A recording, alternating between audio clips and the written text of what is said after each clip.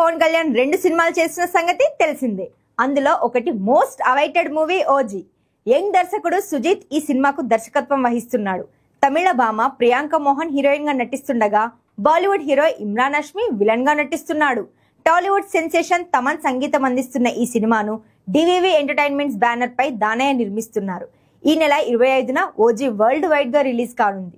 ఇక ఈ సినిమాతో పాటు హరీష్ శంకర్ దర్శకత్వంలో ఉస్తాద్ భగత్ సింగ్ అనే సినిమా కూడా చేస్తున్నారు పవర్ స్టార్. గబ్బర్ సింగ్ వంటి సంచలన విజయం తర్వాత పవన్ కళ్యాణ్ హరీష్ శంకర్ కలయికలో వస్తున్న చిత్రం కావడంతో ఉస్తాద్ భగత్ సింగ్ పై అంచనాలు తారా స్థాయిలో ఉన్నాయి. ఈ సినిమాను భారీ బడ్జెట్ పై మైత్రి మూవీ మేకర్స్ వారు నిర్మిస్తున్నారు. కాగా పవర్ స్టార్ ఇప్పుడు ఈ 2 సినిమాలను ఫినిష్ చేశారు. ఇప్పటికే ఓజీ డబ్బింగ్ తో సహా ఫినిష్ చేసేయగా లేటెస్ట్ గా ఉస్తాద్ షూట్ ఫినిష్ చేశారు. ఈ నేపథ్యంలో పవర్ స్టార్ నెక్స్ట్ సినిమా ఏంటనే చర్చ మొదలైంది.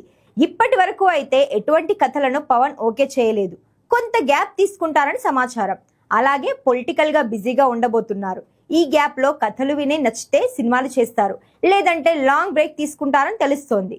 కానీ సురేందర్ రెడ్డితో పవన్ ఇప్పటికే ఓ సినిమా కమిట్ అయి ఉన్నారు. మరి పవర్ స్టార్ ఈ సినిమాతో పాటు కొత్త సినిమాలు చేస్తారో లేదో చూడాలి.